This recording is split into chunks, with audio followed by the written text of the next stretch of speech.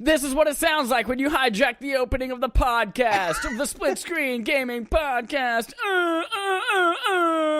That's me, Chad Michael Innes. I know. I'm suaver than I sound. I was so ready to go into this like a mellow, quiet opening, like, hello, welcome to Split Screen Gaming Podcast. And then Chad just runs into it and takes over my beautiful opening, which now you guys will never hear again. But that's okay, because Holden's dying tomorrow. Everybody give him a round tomorrow. of applause for dying. Yay, good job. You're going to feel so bad when I do get into a horrific car accident tomorrow. Holden. And you're like, I said he was going to die. And Don't then you you're put gonna, that like, voodoo on me, Ricky Bobby. Don't you put that voodoo on me. You should call me by my right name if you're going to do that. You haven't seen Talladega Nights? Of course I have. I just Shut don't want up. to accept that, because I am better than Shut Ricky up. Bobby. Michael Clark Duncan, R.I.P. That's your fault for making that joke. Well, we have an exciting episode this week. We are finally going to talk about ports, like we promised we would talk about. Yeah, like the ones on the front of your console for plugging in your controller. Yep, that's the whole thing. Is remember when you had to pull the controller port out to beat the boss in Metal Gear Solid 1, and you were like, "Whoa, that was crazy." You never played that game. You have nothing to say about Psycho Mantis. I played the first level of that game. Yeah, which does not include Psycho Mantis, where you had to change the controller port. I don't know about that one. Yeah, I know about that one because that was not part of the first part of Metal Gear Solid, so your mom's butt. I think we should consult on that outside the podcast and then give a definitive consensus on whether or not the final boss of the game is in the first level of Metal Gear Solid. Also not the final boss of the game. Cool, I know a lot. Metal Gear Rex is the final boss of the game. Nah, I don't believe that one either. I should probably play the game and I'll get back to you. Liquid Snake, sorry. I've never played Metal Gear Solid before, so I don't know what I'm talking about. Your mom. I do know about that boss battle. You got to take the controller port out and be like, put in another one. It's crazy. You're an idiot. Oh, fuck. Holden, what did you play this week? I played 2 games this week. One we'll talk about later on when we talk about Earthbound, our game of the month, which is now the day to talk about it. We'll share an interesting story about my fun journey playing Earthbound and how I had some trouble because I'm an idiot, which I own up to completely because I'm an idiot. Yeah. But I played another game that didn't make me feel like an rhyme with idiot. molest? It does rhyme with molest. It's called, Oh my gosh. It's called Celeste, and it has nothing to do with molesting anyone. But it's funny because when, what was it, the Nintendo announcement that happened this month, and they talked about Celeste coming on January 25th. Yeah. And I was like, haha, no one cares about that game. And then started getting 10 out of 10 scores, and I'm like, all right, maybe I should check this game out. And I got it, and it's really good. I'm only about, I think, halfway through. It's really, really good, yeah. So it is That's what the consensus seems to be. It's a 2D platformer, but it's kind of almost like a Metroidvania aspect to it, where not in the sense that you're getting items to help you progress, but that it's a larger 2D map that you're exploring as opposed to like Mario, where it's the one level that you do. It gets a lot of comparisons to Super Meat Boy, not because it's mechanically very similar, but because it's extremely precise in how you have to navigate through this world. Gotcha. If you do one thing slightly wrong, that's it, you're done. To the point where they literally have these like kind of like the little hints that pop up. They literally will say things like, be proud of your death count. It's a mark of you enjoying this game, or something like that. Like, they really let you know, like, you're going to die a lot. And I've been playing it. Be proud of your death count. That means you're learning. Is that what it says? Twist! I played it too! And I'm further than you. Oh, really? Okay, Yep. cool. I'm actually excited to hear you liking it. It's fantastic! Oh, man. Okay, so let's talk a little about this then. So I didn't know you played it. Yes, I am in the middle of World 6 right now, of 8 worlds. Okay, so you're farther than I am. Actually, no, I think I just made it World 6, because I just did, is that the one where it's dark? It's one where, no, that's World 5. Okay, World that's where I am 6 right now. starts with like a 15-minute cutscene of her and Theo at a campfire talking. I want to hear about it. Okay. The story is actually surprisingly fun. I know, that's one of the things that sold me on it. People are like drawing the comparisons to Super Meat Boy as far as the gameplay goes. But there's so much more to it than that. But yeah, what really drew me to it, because Super Meat Boy, you're watching a little cubic pile of poop jump around a screen, and it's not interesting to me. But Celeste, he's a meat boy. Whatever. That's what they call it, Super Meat Boy. If you eat moop, you poop. Meat boy. If you eat meat, you poop meat. I had watched some reviews and some gameplay videos, and really it was the idea of the soundtrack, which is incredible. Mm-hmm. The soundtrack and the the story that sold me on it, because everyone knows I'm a big old sucker for a good story. And I love that it is about this girl literally and figuratively outrunning her depression and anxiety up a mountain, trying to conquer this mountain of depression. And it's amazing. I never expected that. A lot of the times when I play video games, I'll listen to a podcast or something like that, or just kind of something on the side. And this is one of those games where, it's a little cutscene happening, and I'll just like pause whatever I was watching. It's like, I'm paying attention to this now. Yep. Just because the characters are really quirky and fun. There's one part where you're in a hotel with Mr. Oshiaro, or what was it? I don't remember his name. It starts with an O. Yeah, we'll call him Mr. O. And that whole like dynamic between the two characters was really fun to see. He's like this completely run down, dilapidated hotel that was closed a long time ago, but he's excited because he finally has a guest, and he wants to make sure she's a good experience. But there's something a little crazy about him, and he's kind of talking to himself, and it's rooting Celeste out. But Celeste wants to, or Madeline, sorry, Madeline wants to make him feel better, wants to kind of do the good thing for him. And that was a really just kind of fun dynamic to see play out. And it's amazing that works so well in conjunction with these ridiculously hard platforming levels. They're really difficult. How many of the strawberries have you collected? I think I'm at like 60 right now. You're doing way better than I am. I have like 30. There's so many I just approach them. I'm like, fuck, that's really hard. Next, and I just move on. If I can see the strawberry and I know I can see immediately how to get it, I will go after it till I get it. Unless I've spent more than like 5 minutes on it, and then I'm like, fuck that strawberry.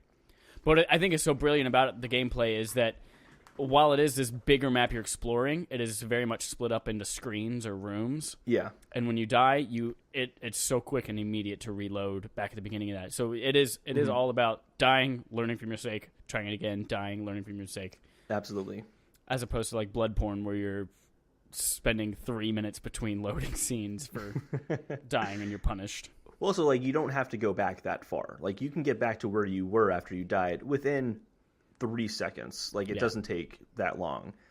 But it's just, I don't know, there's something really, it's so satisfying and really rewarding when you finally get past that one point. Yep. Like I had a really hard time with the really windy level.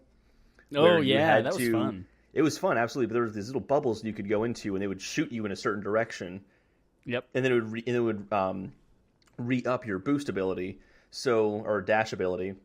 So I would use those, but you have to be really precise about where you aim the stick to have you go in the right direction, and I would always mess it up. Always. Yep.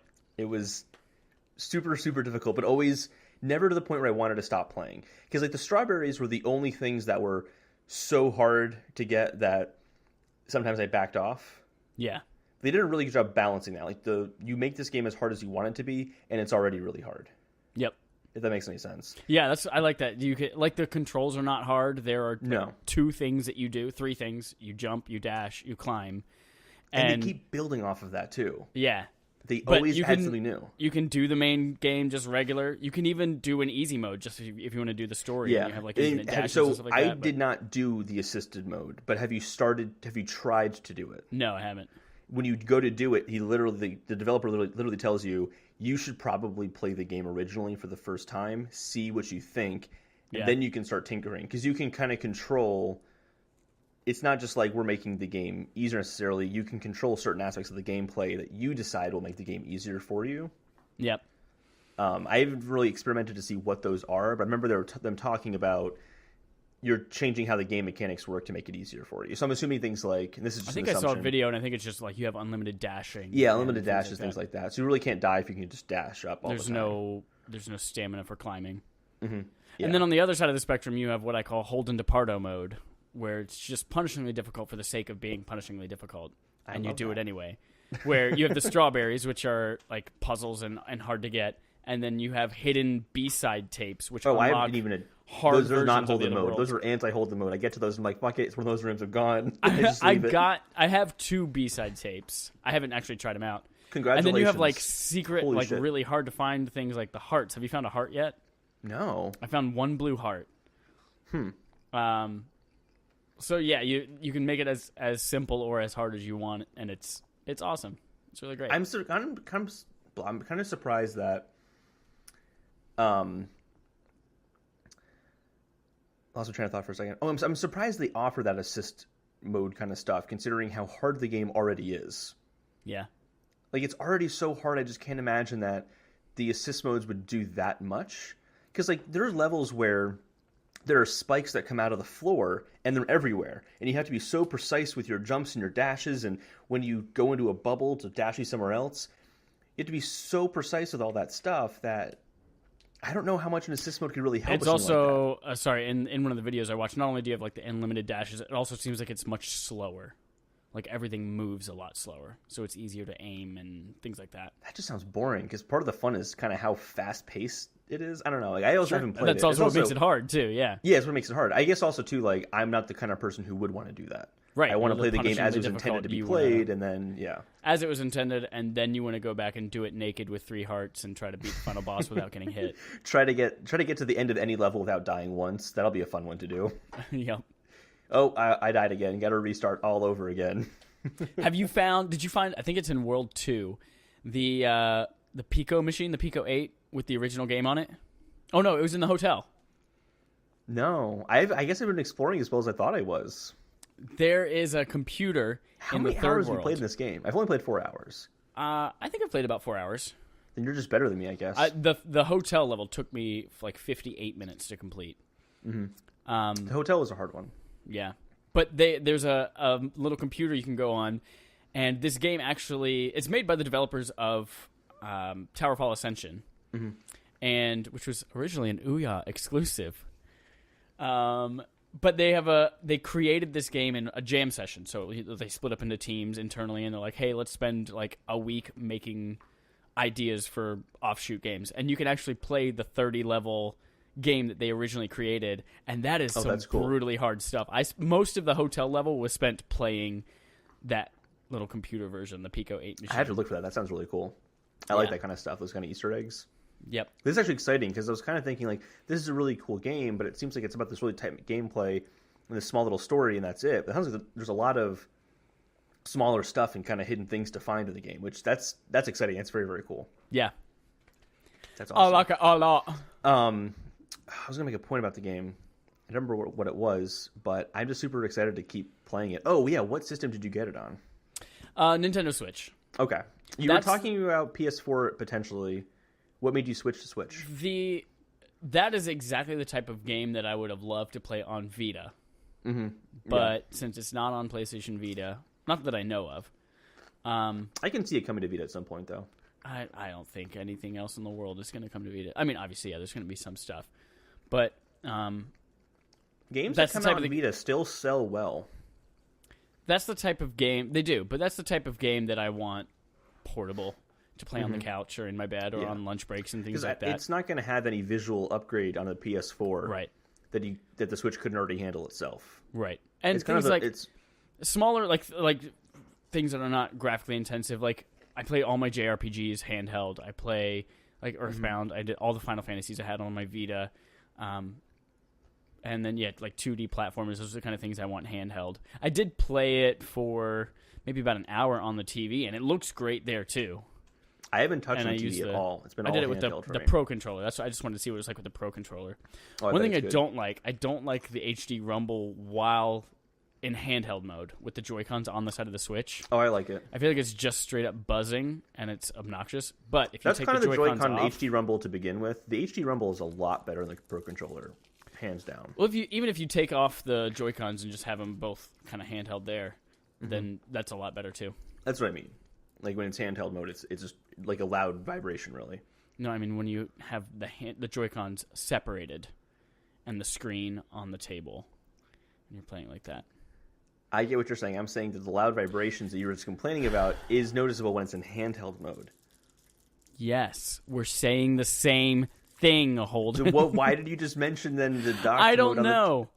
I don't know. I'm lost. Whatever you're saying, I'm sure it's the same as what I'm saying, and everyone gets it, and they're screaming at their phones right now. We are always on the same page, which we are absolutely not. No one has pages anymore. This is the digital era. Hey, so you played Celeste. What else did you play? Oh, Earthbound. You said that. Earthbound, hey, yeah. Thanks for asking what I played. Hey, I also played Celeste. I played Celeste too, and it was fantastic. And that's what I spent like the last couple days playing. I played. Oh, I got a big kick. I was listening to a podcast, and they mentioned Donkey Kong Tropical Freeze, which we know is coming in May. Yeah, May 4th.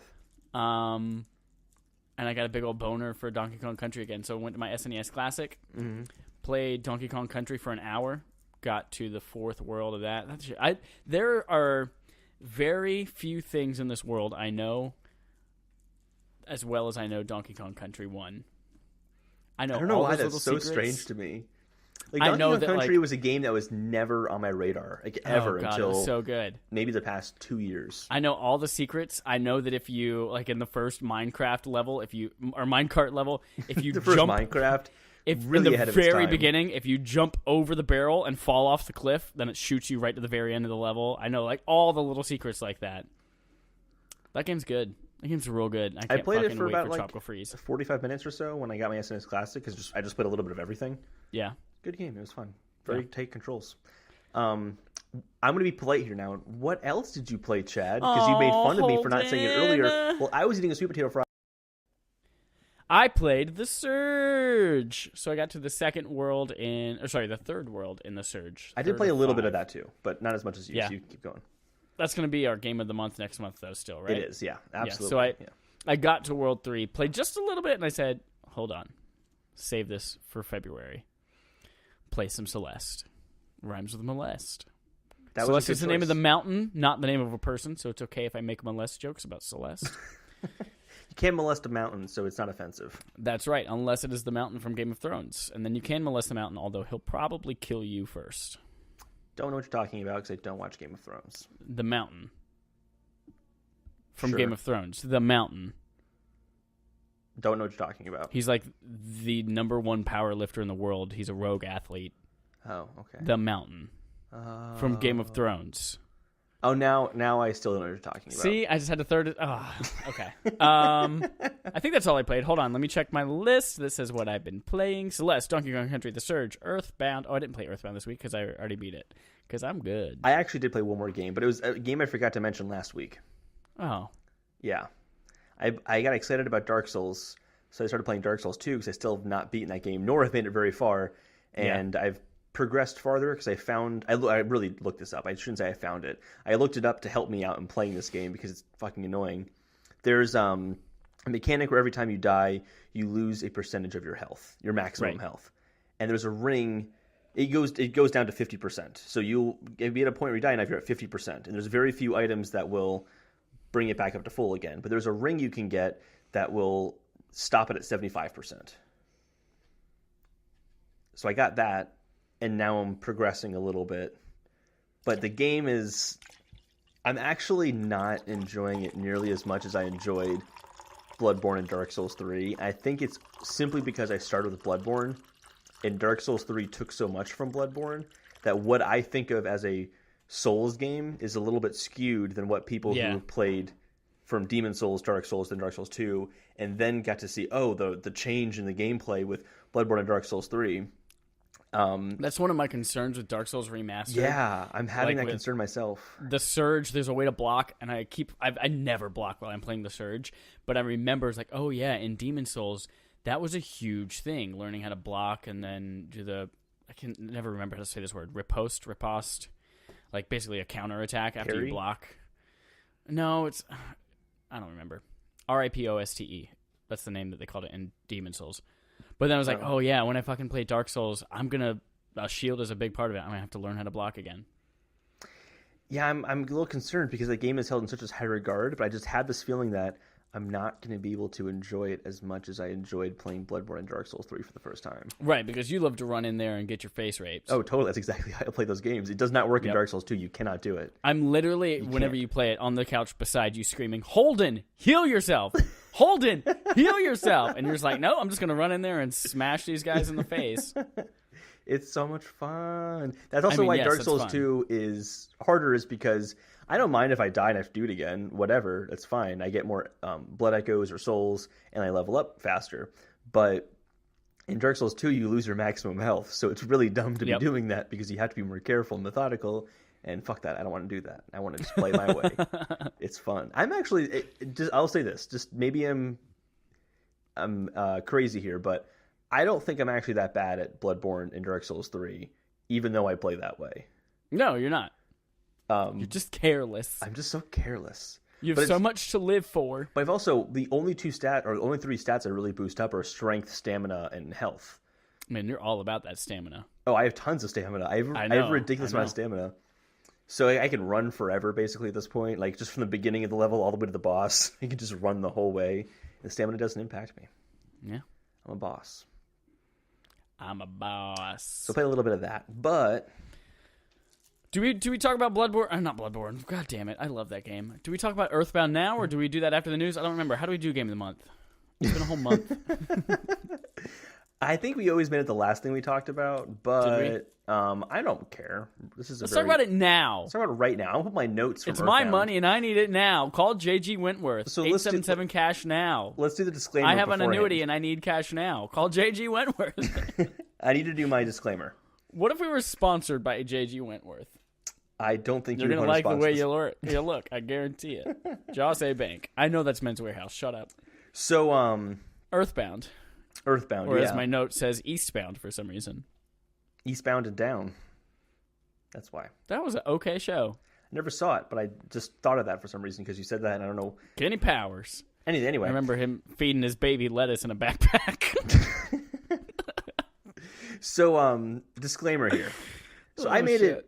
Chad beat the game. Yeah, I did. I wanted to beat the game, but I was an idiot. And so this is what happens. This is not an excuse. This is literally just me telling you how stupid I am. So there are two ways to save when you're playing on an SNES Classic. You can save the traditional way in the game, or you can do the much smarter thing, which is use the suspend points. Yep. The only issue is that when you go to, if you just click on Earthbound in the menu, it brings you to the beginning of the game. It doesn't load your most recent suspend point. So then you have to go back to the main menu again and then hit the down arrow when you're on your game to see your suspend points. When you do that, you hit A to start the suspend point, or you can hold down Y for a little while and overwrite your previous suspend point with what should be a more current version. However, I did this 2 times when there was no progress in the game that I had made, and overwrote my 12 hours at one point, and then I overwrote my, I think it was like 16 hours. So I've really technically have put in like over just about 28 hours in the game, but I haven't beaten the game because I'm an idiot. So I looked up what happens. But you're real familiar with the first half of that game. Really familiar with the first half of that game. So I haven't. You didn't call your dad at all? Well, that's what kind of saved me. Is I called my dad, but only when I was in Tucson for the first time. Oh, really? So, when I was playing Metroid Prime, not Metroid, God damn it, Super Metroid, I almost did that a couple of times. So while I was playing Earthbound, I played it on 3DS, and yeah, I did. I suspend points, and every opportunity I had, I called my dad just in case. Well, I didn't bother to call my dad because he just put the money in my ATM account. I don't need to talk to my dad; he's just giving me money. Except you got to record your journey. Not on an SNES Classic. So top level, what you played of Earthbound? Go. Top level, what do you think? I liked it a lot. I thought it started to feel kind of long after a while. And then knowing how much of the game was still left to play when I kind of reached that tipping point where I'm like, fuck it, I'm not doing this anymore. I'm not replaying the whole beginning of the game again, nor did I have time. It feels like the game gets very long, but then it seems that'll like... happen when you play it twice. Yeah, but then it seems like the last half of that game gets really zany and very strange. It does. Yep. But I think that the best thing about this game for me is just the charm of all the characters. It's so self-aware of itself. And I actually wrote a list of like the funny things that were said or just kind of happened in the game. Like along the lines of, you pointed this out in one of the earlier podcast episodes, and that was when you go to Tucson and you read the sign for Tucson and it says, we're called Tucson because we weren't first or something like that. Yep. Like things like that. So I wrote down like a few of those. I actually wanted to share some because I think this is just all so funny. This is definitely a game that it's going to be funnier just because you have played games before and you have kind of you've hit like weird things in games you don't understand, and it kind of pokes at that kind of odd thing. Like in games how they have like, oh, you can't walk past that sign that's blocking your way because the game says you can't do that. So when you're in Tucson and they have these roadblocks in the way that have clear openings for you to go through them, and the police officer's like, no, you can't possibly make your way through this roadblock. That's impossible. Yeah. You can't do that. One of the cops tells Ness that you should stay out of trouble and play those Nintendo games. And then another cop says, I've been playing Earthbound lately, and I've been having a tough time with it, or something like that. Just very self-referential. One thing that maybe I thought this was really obvious, but your main character's name is Ness, and at one point you go to find the lake. It's really the Lake Ness monster, but they can't call it the Lake Ness monster because there's already a character the Loch Ness monster. Yeah, the Loch Ness monster. Well, Loch means lake. And so they call it the Loch Ness monster instead, only because they can't call it like Ness. And it's weird. It's not really like ha funny. It's just kind of quirky and clever. I think that's the ultimate word. Like, this game is the definition of quirk. Yeah, like when occasionally your dad will call you and be like, "Hey, you've been playing for a while. Should you take a break?" You're like, "Nah, I'm not gonna take a break." And he goes, "I guess it is really important for you to like save the world and all that." You're just like your mother. Just like your mother, yeah. Just small stuff like that. So I liked it a lot. I did think, however, there are points that are really easy, and there are points that are unnecessarily hard. It just suddenly spikes in difficulty, and it gets really, really fucking difficult. Like, there's one point in the game, you're in Fourside, and Paula gets kidnapped, and the shopping mall is filled with, like, I forget what kind of monsters they are, but they're like weird, the like record presents. player, the cup of coffee. Yeah, and like they all look like presents on the screen, and you can't avoid them. They just run at you really fast. Yep. Until you realize they always go straight, so you can kind of avoid them. But if you get in a match with one of those, they killed Jeff every single time. Every single time I went to fight one of those things, they killed Jeff. Then I have to go to the hospital, then go to the hotel, and then come back again, walk in there. Oh no, they attacked me instantly again. They killed Jeff. I have to leave there. I have to go back to the hospital to revive him, hotel to refuel all the health, and then go back all over again. And it drove me nuts because it felt like there wasn't really a way to progress through that without being totally frustrated and just getting lucky. Yeah, there were a couple of parts, like probably 2 or 3 parts where I had to rely upon save states. Mm-hmm. And so I, like, at the top of the escalator when the power went out, I was like, cool, save state right here. And then I would go up, and then I'd walk up the next escalator, and there's like 5 or 6 fucking presents waiting at the top of the escalator for me that are unavoidable. I'm like, well, fuck, there's no way I'm going to get through that and have enough life to beat the boss. Go back to the save state. Then you get to the boss, and the boss is really easy. Yep. That boss in particular was super easy. But here's the thing: you were playing on 3DS Classic, a 3DS, which is easier to do save points. Yeah, you don't have to get up and hit the reset button on the machine itself. So what a stupid design. So I would really just only use the suspend points. And I'm like, okay, I'm done playing Earthbound right now. So whenever that happened to me and I died, sometimes I get thrown off literally an entire village away from where I was.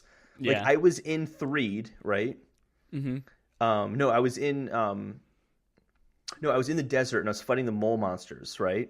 Yep. And then I'd fought 3 of them, which that was also really funny. They all claimed to be the third. They all thought they were the third best. Yeah, the third best. Yeah, that was hysterical. But I died because I fought a few of them, and then of course there's like 5 of the ants that came at me at once, and I'm like, well, shit, I can't possibly beat all these ants, nor can I run away. To give the run away option, you can never run away. It just never worked for me. Not one time. You can, but I actually looked it up because of the fight with the presents in the department store. It's based on the amount of turns you've been in the battle. The more, like, it's like the amount of turns times 10%. So the longer you're in the battle, the better chance you have of running away. Okay, that's good to know. So I died. I was in the desert, and then I end up in the Saturn Valley, which is Threed, and then that whole little tunnel where all the zombies were, and then the passage, like the kind of passage along the little lake there, and then Saturn Valley. So to get back to where I had to go, it just took an unnecessary amount of time, and it was super frustrating. And considering how cheap some of the deaths feel sometimes, that really pissed me off. Yeah. I liked this game a lot, and it is because of the charm and the character. Yeah, I didn't hate the game. I think I sound harsh in the game. I did not hate the game. I liked it a lot. This is the first one that I don't think, like, we've talked about BioShock and Super Metroid now. I think this is the first one that I don't think I'd be like, this is a masterpiece that I think everyone should play. Yeah, and it's funny because it felt like going into it, it seemed like it would be one of those games that was like the special gem, the masterpiece that no one really knows about. Yeah. And it's definitely a really cool game. And if you've been playing games for a long time, especially, this is a game I think you should just try out for a little bit. Maybe not even beat it all the way through, but just kind of experience the tropes it pushes against. I think you should beat it all the way through. There's some really interesting and crazy weird stuff that happens in this. Mm-hmm. Like when you jump into Ness's mind after you get all 8 of the Soundstone locations, and you're going through his mind and fighting the Manny statue, and then you fight Ness himself. Like you fight a shadow of yourself. By the way, that was the boss battle that I told you. Oh, you fought like 12 times? I fought like 12 times, and I was dying. I was like, there's no fucking way I'm going to be able to beat this. Because it's just Ness. Everyone else has gotten because you're in Ness's mind. And then I was like, okay, I'm going to just put it on auto fight. But I had the save state where I was right in front of the guy. So I would just immediately reload and I'd be right in front of the boss again. So I said, I'm going to put it on auto fight. And I put it on auto fight. And just sheer luck, the boss uses his weakest moves. I dodge them automatically. I was fighting. I got critical hits every time. I was like, wow, that guy went down in like 10 seconds. I never used the auto fight ever because that was the only time I used it. Yeah. The only time I used it 2 times, and the second time was accidentally, and I was very mad at myself because all it did was just attack and attack and attack and attack. When I'm like, I need to heal, like please heal for me, and it wouldn't do that. But it was dodging. Was it defending for you, or was it only attacking? It was dodging, not defending, but it was dodging and healing whenever I needed healing. Yeah, it never healed for me, ever. Never healed for me. So I'm like, this is the biggest waste. So when you said you beat a boss using auto fight, I'm like, fucking bullshit. There's no way. They didn't happen. But, yes, I think people should play to the end. I love the fact that you get to the end and you're in this giant time machine and they're like, hey, by the way, in order to go back in time to fight Pokey, like the evil villain in this thing, aside from, I forget how you say Gygas? G-I-Y-G-A-S. I think it's Gigas. Gigas. And it's Pokey, this fucking fat kid, neighbor kid. He's the main villain in this thing, kind of orchestrating all of this. But what I love especially about that, you're transferring your consciousness to robots, knowing that you might not be able to come back. But the final boss battle... Yeah, that was cool. I watched that. It's not... I mean, it's difficult for... It's a difficult battle for where you are in the game, but it's not one of those like, this is impossible, there are 800 stages of it. I mean, you fight it, you're having to use a lot of strategy, and then you have to pray 9 times in a row, and every time you pray, somebody else from the game helps and contributes damage, and you keep praying and praying. I think that's a really cool, like, non-conventional way, and I wish more games... I hate when games do the tropes of, like, I'm playing the game, and I get to the end, and then it's like... wave of every single enemy you've ever fought in the game, and then the boss takes like 5,000 tries to beat. And I was like, that's not how I want to remember this game. I want to remember this game as the cool, unique, interesting boss battle. And I think that's what Earthbound really excelled at the end there. Also, too, Gigas was very cool looking in the sense that he wasn't really anything. He was just kind of... he didn't really have a form. Yeah, there's these crazy backgrounds throughout all the fights in the game. Every single fight, there's like this crazy background to it. And Gigas is that background. He's kind of like... an all-encompassing kind of everywhere, almost like like interdimensional or something like that. He's not really in this dimension, I guess is the best way to put it. I didn't finish the game, so you probably know more about that than I do, but that was very cool. I like that a lot. I also like that, and I was kind of watching I was watching a video of the final boss battle. He has like a Ness face on, and if you attack him, it really hurts Ness, so you have to get rid of Pokey, and then that goes away. Right. That was pretty cool. I like that a lot. Which leads me to the enemy placement in battles, which I really enjoyed that. Yeah, having the 2 lanes. Not even that. It was 2 lanes, but sometimes they would be behind each other. You thought you were fighting one enemy, and there's really 2 there. Yeah. And that was one of those, like, obscuring something, and you're like, yeah, why the fuck am I getting hit 3 times? Yeah. I only see one guy on the screen. It's like, oh, there are little ants hiding behind him. Yeah, I thought that was very cool. That was very clever, because every other RPG in that era is just a row of enemies. Right. And this didn't do that at all. That was very, very cool. I like that a lot. That was actually probably, in terms of the game mechanics, was actually probably one of my favorite things. Because I felt like I had to analyze the battle situation a little bit more, which turned out to be every once in a while, or later on you just kind of figure, oh, I'll just keep hitting the left or right button until I know I've seen every enemy. So you kind of get around it, but it does like screw with you sometimes. Yeah. Let's keep on that battle system. Another thing that I really loved that it kind of differed from your traditional RPG is the rolling health system, where you get attacked by an enemy and your health slowly rolls down over time. Yeah. So you have some time to like, oh, I could also get in an attack, even though it might be a lethal hit and it's going to kill you. You might have 10 to 15 seconds to strategize, heal yourself, and then you might be able to escape that death. Yeah. And on the flip side, there are times when you're healing yourself and it's slowly rolling up, and you're like, cool, I'm going to sit here on this menu and just hang out for about 30 seconds while I heal up. I thought that was a really cool and added new elements to it where... Well, it can also save you as well. Like, if this person dies, I can re-heal them, hopefully, before...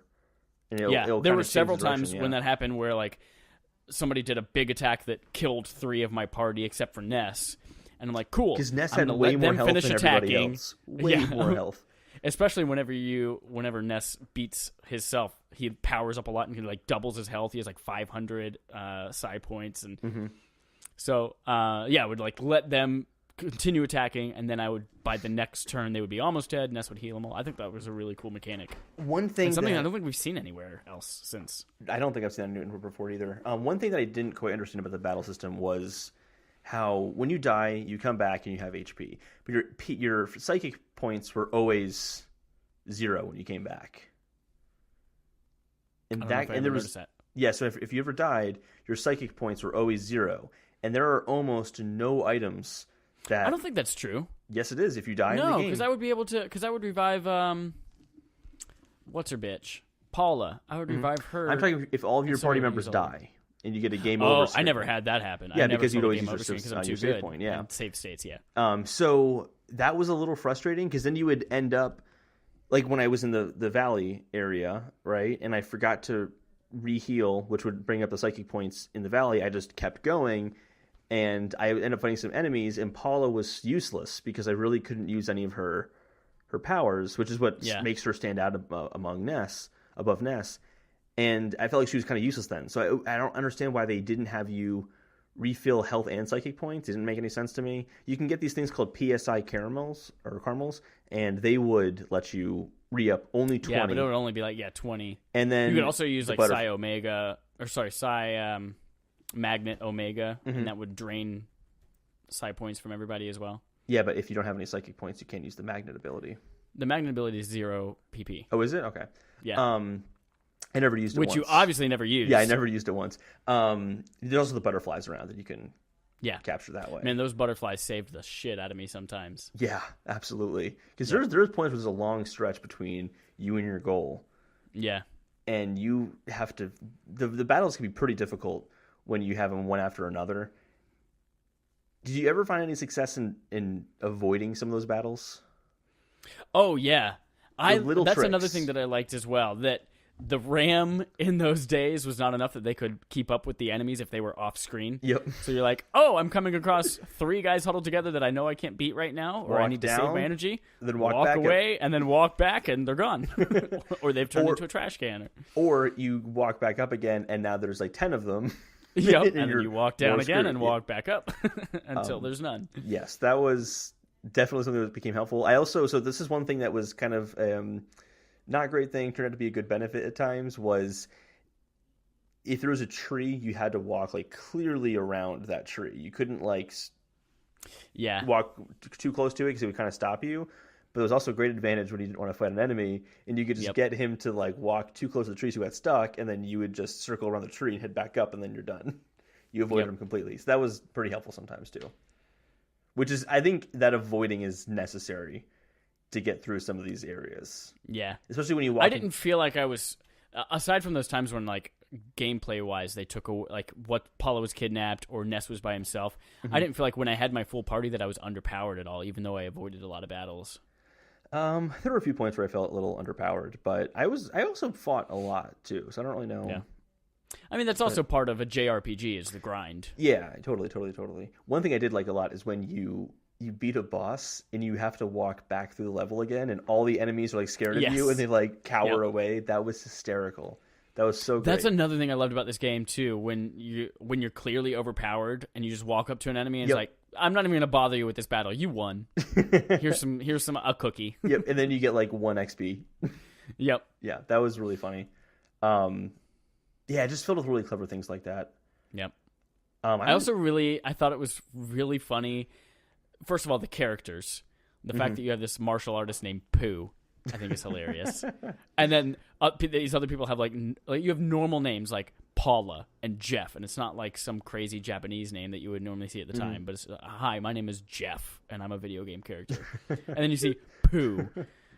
But I also thought it was really funny that like they're kids and they attack with I have a slingshot or a baseball bat or a yo-yo, and then Jeff has a laser cannon. I thought that was fucking amazing and hilarious. So sexist though that they gave Paula the frying pan. The frying pan, but she could also use the yo-yo and the slingshot. That's true. But she was the only one who could use the frying pan and ribbons. Yep. Oh god, you know another thing that fucked me over in Ness's mind? So one of my complaints of this game is that it was way too difficult. I hate this game. No. One of my complaints of this game is that it was way too difficult to see your stats and how they're affected by items. It was too difficult. Whenever you're buying things, you don't know what the fuck it does until you've bought it, and then you read the help thing. And for weapons, all you get is a flashing of if it's better, does more damage. Yep. So I was going around Ness's mind, and a little bit before that, and Ness was just missing like crazy. But I had this bat that was awesome, really high damage. I was like, what the fuck is going on? And then I finally looked up and I just Googled Ness missing a lot. What's going on? Ness is missing in Earthbound. And I go and it's like, oh yeah, if you have this bat, it has crazy high damage, but you only have a 25% chance of hitting. I was like, what? If I'd known that, I would have never changed to this bat. But I had already sold my other shit. Yeah, because the inventory system is so limited, you can't hold that much stuff. Inventory system was garbage. And if you wanted to like, you can't hold much. If you wanted to get rid of stuff to like store it, you had to call what's-her-face, pay $18 for her to come grab only 3 things at a time. I literally made a journey and just walked back to 1-et just to give her stuff because I'm like, I don't feel like paying the money. I don't feel like doing it 3 at a time. Don't feel like doing that. I just walked back to 1-et. I took the bus and then walked from Tucson to 1-et. So that's a complaint I had, is that it was just way too difficult to see how things affected you or know what they were. I didn't even know. Maybe that was addressed in the game manual like we saw with Super Metroid. I don't know. I didn't even know about the hit ratio. I had no idea about that. That's totally news to me, but it makes sense. I didn't know that was a thing at all. Like that was something even in the game. There was one boss. What stat would contribute to that? I found the bosses pretty easy, but there was one boss battle where I died 2 times in a row, and it's because Ness wouldn't hit anything. He would hit nothing at all. Yeah. That's probably what it is. There's something, too, where you can get, like, sugar packets that make your meals better. Oh, yeah. I always dropped all of those. Got rid of them. Absolutely. Right I did the same thing. Because what ended up happening is I would be like, oh, I'm going to eat this hamburger right now. And then it would just include the sugar packet. And they'd be like, well, these don't go together. I'm like, but I never wanted them to go together. Like, why did you make the decision for me? Too good, but yeah. That was kind of annoying. So that's just an example though of that game came out 20 years ago. More than 23 years ago. Yeah. Yeah. So there's going to be things like that. I think the inventory system is very much a product of its time. The fact that you couldn't see the stats for everything is very much just a product of its time. Like nowadays, no excuse for that. And even some of the clever things, I don't think they would have been able to get away with because I think that they would have deterred too many people. Like when you're in Moonside and yes is no and no is yes. Oh gosh! First of all, #rape culture. Yeah, no way they could get away with that nowadays. Second of all, that was frustrating as fuck. Like, but I mean, those were some cool and interesting enemies. All the enemies in this fucking game. You're fighting ants and then street signs and zombie cops and a taxi. No, my favorite is when you're in Tucson and like you fight hippies. Like this hippie, like town hippie will come up to you. That stuff was fantastic. Because it starts off normal. It's like, oh, there's a crow, there's a dog. Like that's kind of zany for a JRPG. You don't fight the town dog. You don't fight like the biker gang in the town, really. It's usually monsters. And then it's like, no, you're going to fight a painting.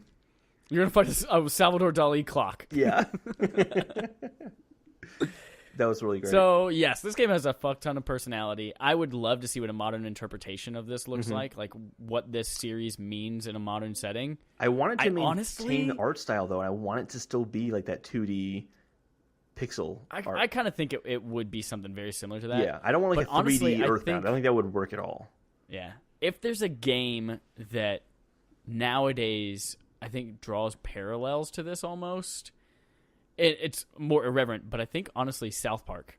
Like South Park Stick of Truth. Yeah, this is definitely... how self-referential it is about all of these systems and how it kind of takes all of that and makes fun of it and turns it on its head and really quirky, and it's kids and all of these kind of jokes about that. But on that same level, too, though, this isn't necessarily a modern game because it came out around the same time, but Earthbound is like a cooler version of Pokemon in some sense, where it's like little kid leaves his hometown to go on this grand adventure. Pokemon now just seems like a lame version of Earthbound. Kid goes out to go on an adventure and he goes to towns and he fights cats. The end. That's the whole game. The end.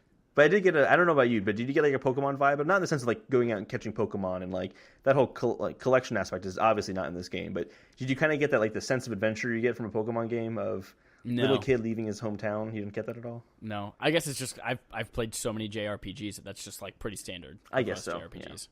I don't play a lot of JRPGs. Actually, the JRPG I have the most experience with is Pokemon. So Pokemon. Got to catch them all. Speaking of which, there Go does count. I play that a lot. That's JRPG, right? Yeah, speaking of, there was a leaked image, and I'm using air quotes because it was obviously bullshit, of what a 3D Pokemon game is going to look like, and I'm like, I want that to be it. Are we done talking about Earthbound? Is Earthbound done? I don't have anything else to say about it. I don't think so either. Hold on. I actually made it. Oh, sorry. Eastbound. Combat mechanics, HP, Casey Bat. No, you're done. You're done. You're done. Chad. You're done. Chad, stop talking. You're done. Okay, one more thing. Remember, I edit this. I really liked the orange kid versus the apple kid thing. That like all the girls are like, "Oh my gosh, that orange kid is so dreamy," and he's like the good-looking kid, but then he like makes a fucking useless machine, and he's like trying to. I don't remember. Oh, he's trying to turn a boiled egg into a raw egg. And then there's Apple Kid, and he's like, "Hey, I'm a regular dude, and I have a mouse as a friend, and also I'm building a machine that saves the world." Oh, and okay. That's hilarious. No, okay, so I do have nothing to say about this game, and that is that every time there was some ridiculous obstacle in your way, like you come across a silver pencil that's sticking out of the ground, and you can't progress because of that. And there's conveniently, hey, I've invented an item that will help you erase large pencils or sharpen large pencils. Yep. Like there's always super convenient item that is oddly specific to the circumstance. Towards the end of the game, you have to get a pencil eraser because there's an eraser in your way under Stonehenge. Or there was one that was man, we need a way to get rid of these zombies in the town, and the people in the tent are like, well, what if we've got them all in this tent and they're able to stick to something and they're stuck in here, and then we take care of them like that. And then, like, 15 minutes later, you get an invention called zombie paper that lets zombies stick to it. Yep. Like and then you spend the night, and you wake up, and there's just a bunch of zombies, like, on the floor. And I love that you're fighting piles of barf, too. That's belch it. Like, so stupid. Fucking great. I loved it. Yeah, that was one more thing that annoyed me, too, is I died, and then you came back. So when you die, you also only come back as Ness. And your other characters are little ghosts behind you. And you got to go to the hospital to revive them again. And I was in 3'd when the zombies and the ghosts and the trash cans were still everywhere. And I would walk out of the little area that I was inside of, that where you come back when you respawn. And as soon as you go out there was always a collection of enemies that are always way too strong for Ness to handle. And so I could never leave the area to get my friends back again. So I'd just die and then end up like 3 feet from where I was, come back, die immediately, go right back 3 feet previous, just over and over and over again. So fucking frustrating. Sorry, I had to get that out. I just remembered that. You played that game wrong, man. I played it the way it was supposed to be played. Ish. Yeah, but that's wrong. No, it's right. It's always right.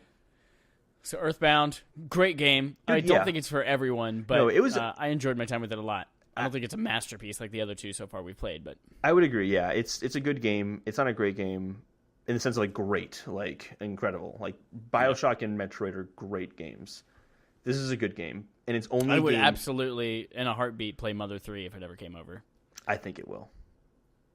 Plus, I also I got the NES amiibo, and I also got hardcore. Like, I want to play Smash. Oh, because NES used to be my character in the first Smash Bros on N64. That was the character I was playing as the most. And then I switched to Lucas in Brawl, I think. Is Lucas in Mother 1? I think he might be Mother 3, or I don't know. He's definitely not in Earthbound. No, he's not in Earthbound, yeah. I always thought he was an Earthbound character, but we were one wrong. of those games we haven't gotten. Mm-hmm. But yeah, that's all we have to say. Yep, that's it. Do you want to do some news now? Well, let's do some news because there's some stuff that happened. Yeah, this is a pretty big week. Actually, there's not a single Nintendo story this time around. Wait a minute, are you serial? Yeah, there's no Nintendo stories. Oh my gosh, you're super duper serial. Super duper serial. That's so crazy. We've started actually a shared note now, so we know what we both have the ability to access. We're getting professional. Yeah, we're so professional. So professional. Start me off, Holden. Okay, so this is a story you found, but I'm going to go ahead and share it because I'm happy about this. It's also something that I pointed out a few weeks ago, is that what the hell happened to Final Fantasy 15 Pocket Edition? It just disappeared out of nowhere, but it now has a release date of February 9th, so very soon. Actually, that's next week. Next Friday, yeah. So can't wait. Really want to play that game. I'm still against the idea, though, that it is the full Final Fantasy 15 game. It is not. It is. No, it there's is. no way. Did you read the article? I read the article, yeah. It'll be Pocket Edition will be split over 10 episodes. Did you read the bottom of the article and the impressions? This is from IGN, by the way. Mm-hmm. Everyone. We went hands-on. It was so accurate. It was so accurate a remake of the full game scenes that it felt surreal. I feel like... See? I don't think it's everything. How many chapters are in the game? That's not what this is about. Those are chapters to split up to sell. This is not. I'm talking about in Final Fantasy 15. I think there's like 16 chapters, 16 maybe? chapters, okay. But some of them are 30 minutes, some of them are 4 hours. I just don't think there's going to be that much content in this game. I could be wrong, but I just don't get this impression. Yeah, you are wrong. Like that. We have definitively decided you're wrong on this. I think there's going to be some... First of all, they said you're wrong. The people who played it said you're wrong. And then I said you're wrong. You just don't want to accept that you're wrong. I guess I'm just baffled by the fact that the entire game is in there. I'm going to get it either way, but... Episode 1 free. Mm-hmm. Or Chapter 1. I'm just baffled by it. I mean, if I play it, I won't be able to know if it had everything in the game or not because I didn't play the original. But I feel like, are you going to play this? I'm definitely going to play the free chapter. Okay. That's probably as far as I'll go. I'll be curious if you play it. Oh, man. So, next story. I'll delete the stories out, by the way, as we're talking. That way. Good. Next story. Rumor suggests Microsoft has considered acquiring EA, Valve, and PUBG Corp. This is huge. This, I also think, is way overblown. Yes. First of all, EA is enormous. And that's the one I think is least likely. That's the one that they've said is most likely in this article on IGN. First of all, so why would you IGN buy covered EA Polygon, so after all this bullshit that's come out recently? Right. Well, that's one. But also a company who literally every Star Wars game would be exclusive to Microsoft. All the sports games would be exclusive to Microsoft aside from MLB The Show. Here's the thing, though. They bought Minecraft. Minecraft is not exclusive to Microsoft consoles. Right. Just because it is owned by them, it seems like they're not necessarily going to hold it to themselves. So it would they be do smart have of them. that as a precedent, but that is also. But when they bought it, it was already like one of the top 3 most successful games in the world, and it was already on a zillion platforms, and it's aimed at kids. Yeah. So you don't want to fuck over kids. If there's one thing I know from the media recently, you don't fuck kids. You had to hear from the media, though. You weren't sure otherwise. You can fuck Star Wars fans. I mean, look at The Last Jedi. That was a great movie. Shut up. It was a great movie. I loved it, but hardcore Star Wars fans hated it for some reason because they're all butthurt. Can I just say something really funny? Red Letter Media, this really funny thing about Star Wars. They said, "Oh my god, Red Letter Media." Oh, I love Red Letter Media. I know you want me to watch this stuff, but it's boring. So, they did this thing where they said Star Wars Celebration, which is like the big event. It's like a political rally. Like everyone goes there. They're super pumped about their candidate. They can't wait for their candidate, the next movie to come out. And the movie comes out, and they shit on the movie. They totally hate it, and they come back to Star Wars Celebration again the next year, and they can't wait for their next movie. It's going to be great. It's going to be the best movie ever. And they shit on that movie, and I just want your recaps of Red Letter Media stuff. Just do that. No. Their stuff's so good. It's so clever. So, yeah, EA, I don't think is going to happen. Valve is something like the Polygon article said, there have been whispers that we've heard from Valve that would be and the PUBG Corp. smartest of their acquisitions to make. Would that be the smartest? Yes. Also incredibly unlikely, though. Yeah, totally unlikely. They already have the Microsoft, like, the PC side of things, so partnering with Valve for the PC side would be awesome, but yeah, I don't think that's going to happen. No. PUBG Corp, I think, is the most likely. However, they just recently said, we would love to be on everything in the world. And if they want to try... Well, that's what they say until Microsoft gives them a shit ton of money and says, hey, how about just us? Yeah. Yep. So, yeah, I actually think that the PUBG one would be the worst buying decision they could make. Because I really don't think that game has as long of legs as people think. I think that game has started a new type of online shooting experience that will be copied and put in other games that handle the mechanics better, because PUBG apparently does not run well still, and PUBG will be forgotten over time. I don't think my PUBG God, is what a great lasting... segue. Speaking of that, do you remember Fortnite and how successful that Battle Royale mode is that's free? Yes, I do. Well, that is so successful that Epic has decided to shut down Paragon, its other game that it was trying to make into a MOBA that never really quite caught on. So Fortnite was so great that they're like, listen, we can't really get Paragon to where we want it to be as a MOBA and the community we want to service and the experience we want to provide, so we're shutting down Paragon. As people start to not play it anymore, we're not going to... it'll be kind of a worse experience, longer load times, longer queues. But I think what's really amazing about this is that they're going to be offering a full refund for every player for every purchase they've ever made during the game, whether it's an in-app purchase for a loot crate or whether it's armor they've purchased. The game itself, in other words, I think, is free. they made a lot of money on Fortnite. They did, yep. And they said, you know what, you guys going to have some of this back. So, I mean, RIP Paragon, if anybody played that still, but I didn't. I think that's a developer doing incredibly well by their community, and I think that's really cool. Mm-hmm. I want to go back to Microsoft for a second, because they had another big thing that happened this week. Okay. And that is that they acquired a cloud-based gaming company called PlayFab. Playfabulous. They say that they want to do this to beef up their Azure client. Or Azure? Yep. Is it Azure? I don't know. Azure. This has always been Microsoft's big thing, is doing cloud gaming. And if they're making acquisitions in that field, it means something they're still thinking about and still wanting to do. And with their whole thing, I think it was a few weeks ago or a month ago, they said we want to change the way that people play games and experience games. Xbox Game Pass, doing the cloud streaming stuff. I think it's all going to build towards one thing, and maybe... Yep. I think there's always going to be an Xbox console, but it seems like their goal is kind of like, the game is everywhere. You're playing your Xbox game on anything that you can plug a controller into, which with Bluetooth is everything. So that's what OnLive was trying to be a long ass time ago. I don't think the technology was there at the time, but I do think that's we do have the technology. We can rebuild OnLive. So that was a big story, and I think we'll see that grow in importance. Piggybacking off of that, whoa, segue due to the Game Pass. I know, right? It's like we set this up. Speaking of Game Pass, a bunch of independent UK retailers are considering boycotting the Xbox products in the wakes of Game Pass. Which, on one hand, I can see, oh yeah, that kind of sucks that they're now going to be kind of cutting into your business, saying, hey, all of these games you can get digitally now instead of having to go to brick and mortar. They did kind of put out that little helping hand saying, hey, we'll also sell subscription cards for 6 months in your stores. But I think they're all...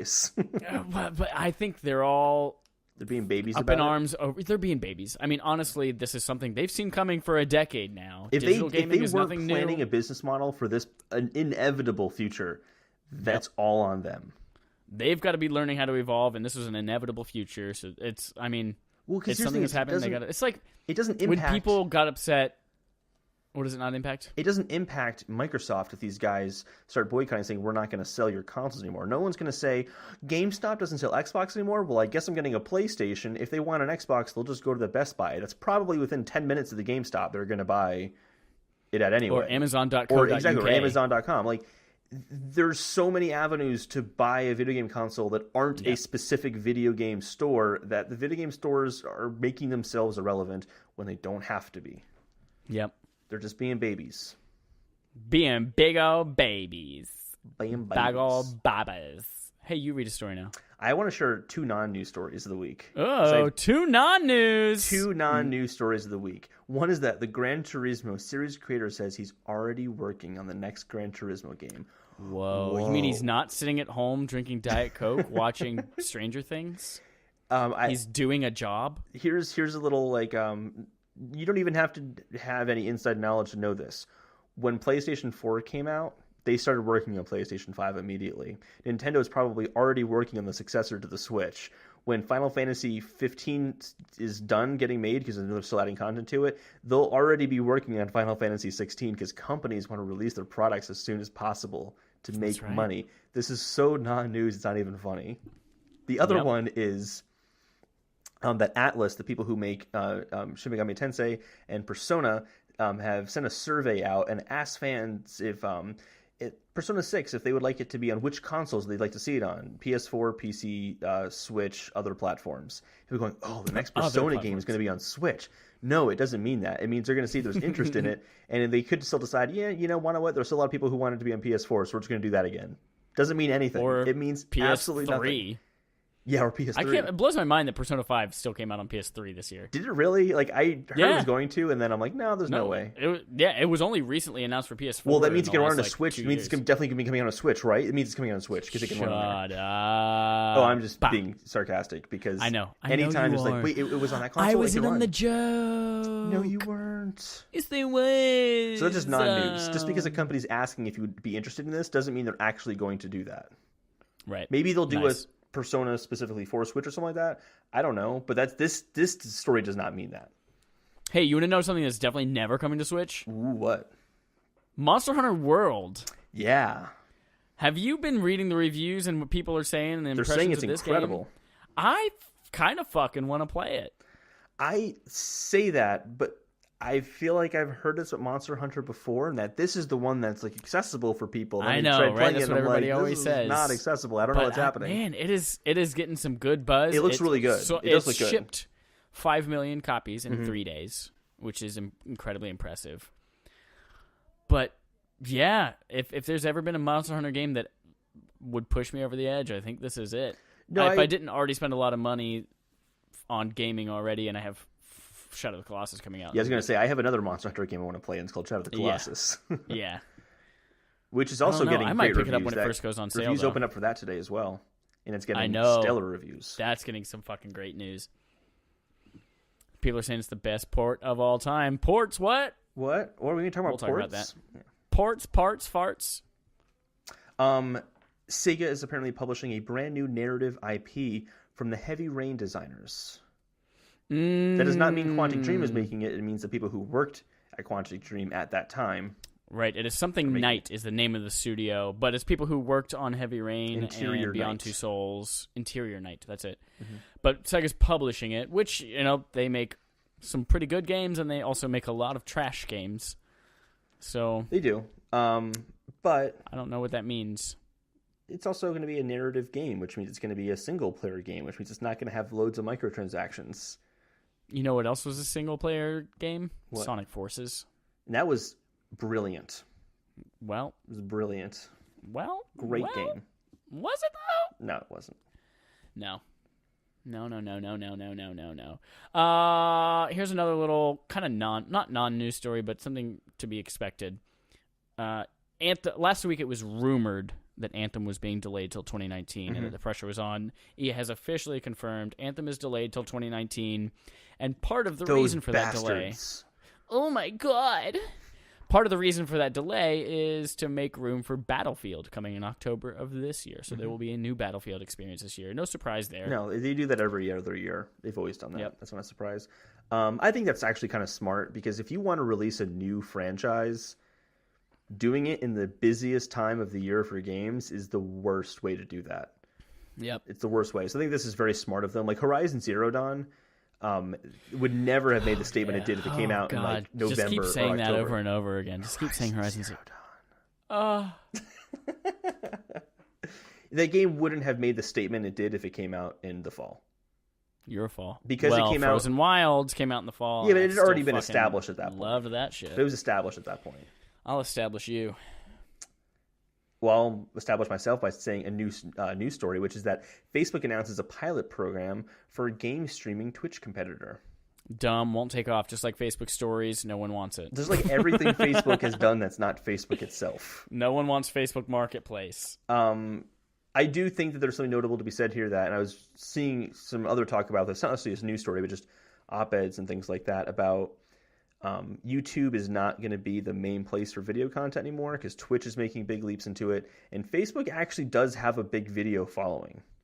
People consume a lot of video content. ID. There's a lot of content ID problems on Facebook. I'm sure they are making efforts to fix that kind of stuff, though. Well, they've said it's their goal, and this is in the article. They've said their goal is to make it so that these streamers will make a livable wage. Yeah. So we'll see. We'll see. We'll see. I actually, I think you added the rest of these stories, and I'm not familiar with them or care enough about them to mention them. So you talk about them.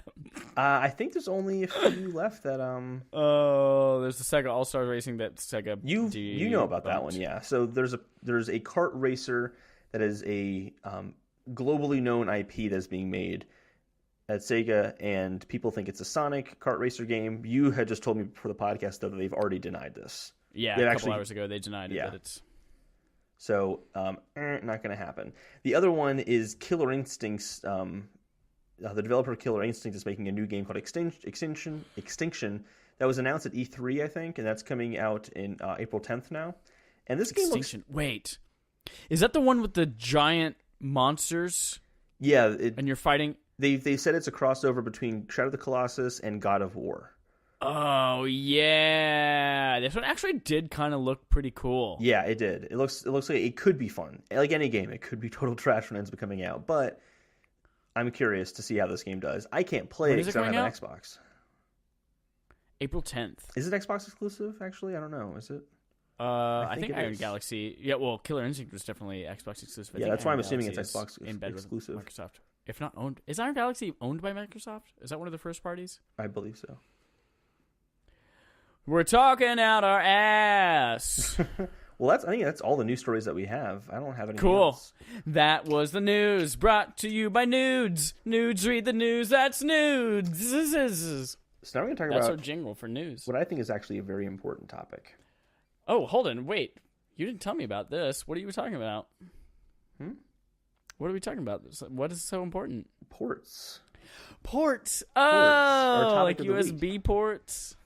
Yep. USB-C, very important for the future of interface technology. But also ports is in games like Shadow of the Colossus coming out in PS4. Yes, it is next week. And this is a topic that's gained a lot of notoriety, I think, this month because of the Switch Direct that was mostly ports. And people kind of being upset about it. So I wanted to talk about like kind of the reality of ports, good ports, bad ports, are they necessary, that kind of stuff. Yeah. I have some notes here, but I want to know what you have to say, Chad. I think the conversation around ports has changed a lot. It's not something that's new. No. We've seen collections for a long time, whether it's Mario All-Stars plus World on Super Nintendo. Mm-hmm. It was ports of all the NES Marios plus Mario World. But then there's also been like collections of Infamous 1 and 2 Ultimate Collection on PS3, things like that. Uncharted. Big negative thing around ports tends to be around a console's launch. So when PS4 and Xbox One launched, a lot of what we were seeing was ports of the previous generation stuff. Mm-hmm. And there's some validity there. Like there might be a bunch of people who never played that game before or never had an opportunity because they didn't own that system. And a lot of people are frustrated saying, give us something new. We want to play something new. We don't want to see all of last generation stuff. But I've kind of jumped aboard the port boat. Get it? Port, left on the boat. Get it? Wink, wink, wink.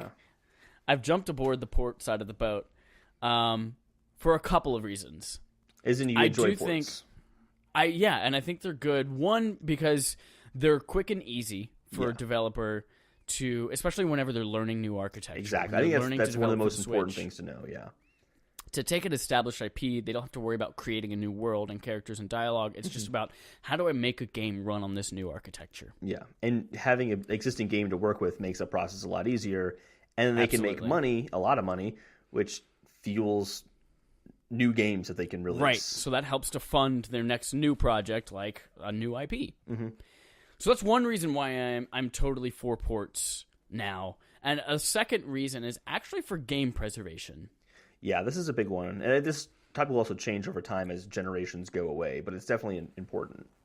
Yeah. I honestly think because everything is operating on this kind of common x86 architecture now, which is very similar to PC, this is the generation where I think that this is the generation where everything going forward will be backwards compatible. Mm-hmm. And just like PC, you'll be able to play a game from today or 20 years ago without needing to make any changes. So I think that, one, making sure everything runs on these new systems is important, whether it's by recoding them from the cell architecture of the PS3 to the x86 of the PS4. But also kind of the remastering, the up-resing, and the remakes like Shadow of the Colossus, making them into visually... I think we're hitting a point where like you're making things 4K, and those like 16-bit games from the SNES era, those are going to look good and they're going to hold up for a very long time, because I don't think we're going to see a lot of visual adaptation over the next decade or two that's really going to go beyond that. So these are kind of like making the definitive versions for these to exist for the rest of time for us to play on all of our consoles. So I think it's incredibly good for game preservation's sake to make a definitive version that we all hold on to that works for the remainder of life. Yeah, and I want to build off a few of the things you said earlier too, as well, about like companies wanting to use these ports to learn the architecture of the system. And I think in doing that, they can also give a game a chance that might not have gotten as much face time before. Like, I was aware of Dishonored, and then the remaster came out, and I'm like, okay, I'll try this game out now because I don't really have much to play on my PS4 at this point, and I've heard good things about this. Why not try this game out? And then when Dishonored 2 came out, I was now more excited for that game because I understood that franchise a little bit better. So it kind of gives games an opportunity to shine, I think, in a way that it didn't before. But also your note, too, of like going back to Shadow of the Colossus. That was a masterpiece of a game. There was some technical problems with that game when it came out. There were some frame rate drops, things like that. That can now be fixed because it's on a more powerful system. So it's making these games better. And I think that people equate ports to like a reboot, like a movie reboot almost, where it's like, oh, you loved Halloween back in like the 70s and 80s. We're going to make it all over again. It'll be just as good. Video games is different because it will be better if you are taking the game as it was and just improving it upon the mechanics that were there. As long as you're not adding a second item to Mario Kart 8 Deluxe. That did help a lot, actually. That was a great, That was a great adjustment. But you know what I mean? Like Shadow of the Colossus now, they didn't mess with the formula, from what we understand at least. They didn't mess with the formula and add all these crazy new game mechanics. They said, okay, let's take what was in that game and just make it run better. Yeah. And you can do that with And there are good and bad ports. And Absolutely. Bluepoint, who did Shadow of the Colossus, is fucking top of their league. Yeah. They did the Uncharted ones. They did... Did they do the what else did they do? Last of Us remaster? Or was it Naughty Dog? I don't think that was them. I think that was Naughty Dog internally did that one. Yeah. They did something else big. But yeah, Bluepoint is synonymous with excellent ports of other people's games. But this one was not really a port. It's actually rebuilding it from scratch, all the textures and things, but they're incredibly great at being faithful to the original game. Yeah. Which is important. I think thing to mention with ports as well, and this is kind of why this has been coming up lately, is Switch is getting a ton of ports, which I think is happening for two reasons. One, it's a new console, and every new console starts with ports from the previous generation. However, I think that the Switch is kind of the best possible system to put ports on, because you gain the portability. Portability as well. What if you play the Switch on the left side of a boat? Then it's are you playing a port on the Switch? That's portability on the port of... You're playing a port. You're playing a port portably on the port of the boat. There we go. But like, if there's like Dark Souls is coming out as an example, it's being remastered. It's coming for PS4, Xbox One, PC, and Switch. I'm buying it on Switch because now there's an added utility of me being able to play that game anywhere. And I think the Switch, like, I actually wouldn't mind if we saw ports even later on in the life cycle of the Switch, because now I can take that game that I liked anywhere I want to. So I think that the Switch is actually the best possible machine for ports. You usually don't get a lot of the graphical improvements that you get Right. with like PS4 and Xbox One, but I'm willing to make that exchange myself. But I mean, there's no better system for ports, I think, than the Switch. It's kind of perfect for ports. And it is a port machine right now. Absolutely it is. More than half of everything that's on it right now is a port of something else. Oh, absolutely. I'm glad that it's there. Absolutely. Even Breath of the Wild is a port of the Wii U game. That's right. Of the Game of the Year winning Wii U game, Zelda Breath of the Wild. So yeah, I feel like just ports get a bad name. And I think it only gets a bad name from a really loud minority. I think most people either don't care because I'm like, cool, I just won't buy that game. How many fucking people are going to buy Dark Souls Remastered, though? Oh, a ton of people. Exactly, yep. A ton of people are going to play that. And actually, that's one port that I haven't heard any negative, like, oh, this is another fucking port again. This is probably, this and Shadow of the Colossus, I think, are two of the most welcomed ports to come out. So I think the only time that people, when it's not necessarily what I love about these, they are completely like remastered. They might have improved frame rates and things like that. But then when you see, well, I guess this isn't even a bad example, like ports that have been done that are so careless, it's literally just the same exact game on the console. There's no improvements made or anything like that. Yeah, I can't think of any off the top of my head. What I thought originally was like the Devil May Cry HD that has been ported twice now. Mm-hmm.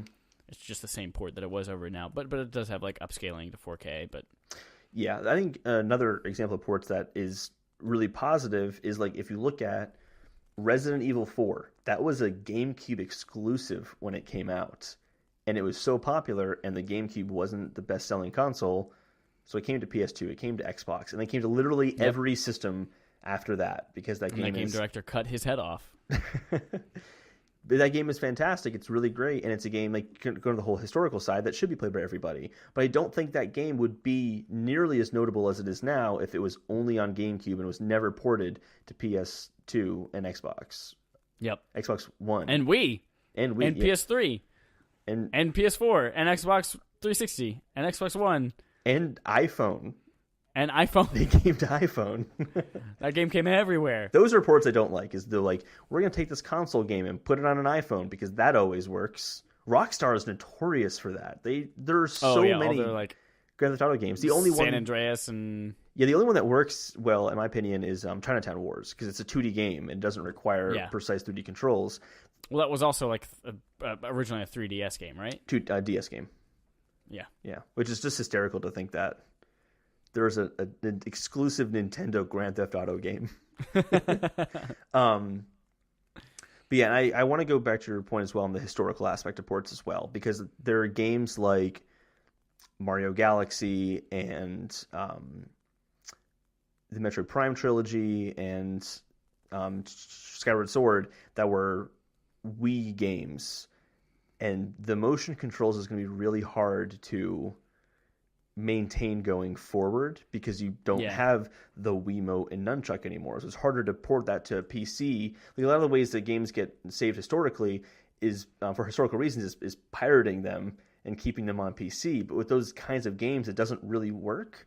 Whereas a port of those games to Switch would keep their lives going longer. And I think it's something that we should be welcoming. I concur, Doctor. Mm-hmm. So I think it's kind of our opinion on ports. I don't think there's anything else to really add to that. But I do want to ask you, what are some ports you would like to see? Regardless of console. Treasure Tracker. Toad's Treasure Tracker. Yeah. I think everybody loved that game or was talking about it on Wii U. But fuck if I'm going to touch a Wii U. But I have a Switch now. Yeah, I would absolutely buy that game if it came out. Yep. I'm also going to buy the Bayonetta 1 and 2 port. Mm-hmm.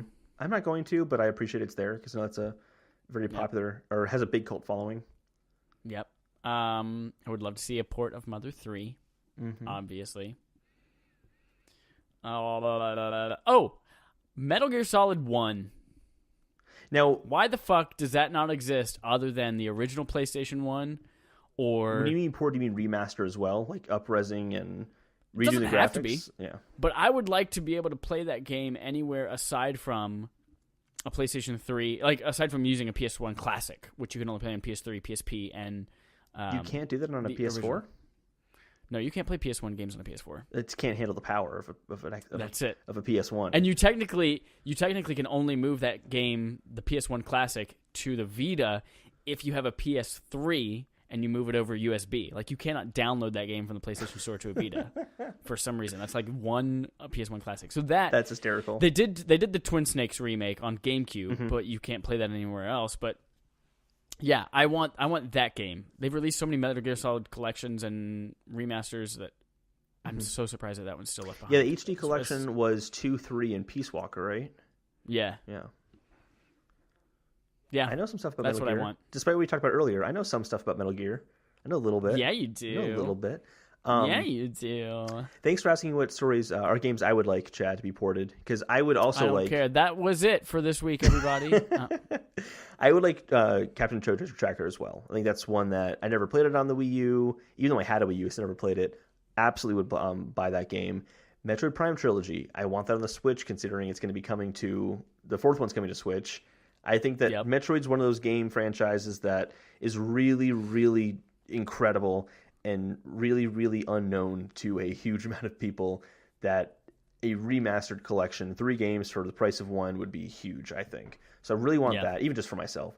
But my biggest one right now, the one I think about the most often actually, is I really want a Mass Effect Trilogy collection to come out on PS4 and Xbox everybody One. does, yeah. That would be great. I would highly welcome that if it ever came. Yep, you and the rest of the world. I think, but EA said, nope, we're not interested. Well, they would make so much money, and it would require almost no work. They don't even have to. Don't even bother increasing the graphics. I don't care if it's 4K. I just want to play those games again, and I don't want to buy a PS3 or an Xbox 360 to do it. I still have my PS3 right over there on the floor, not hooked up, and I won't hook it up, but I have it there just in case I want to hook it up. I don't think there's anything else. Cool. I think that's it. Really only those 2 right now. What ports are you guys excited for? Obviously, I'm fucking excited for Shadow of the Colossus. Well, that's unnecessary to say because it's coming out next week. You might hear my impressions about that, depending on my work schedule. If I work on Tuesday or Monday night, you might hear my impressions about that next week. I'm going to beat the Surge first, and then I'm going to get Shadow of the Colossus. You're going to beat the Surge first, so you're not going to get Shadow of the Colossus until March? You think you're going to be able to hold off on that? Yeah, I'll be able to hold off. Doesn't look like we'll be able to actually play Shadow of the Colossus until maybe Wednesday next week. Oh, well. Woo! Well, alrighty, guys. Thanks for listening. Oh, remember, The Surge is our game of the month for February. Yes. Everyone play that. It's not on sale anymore, but go buy it anyway. It's worth the money. It's really good.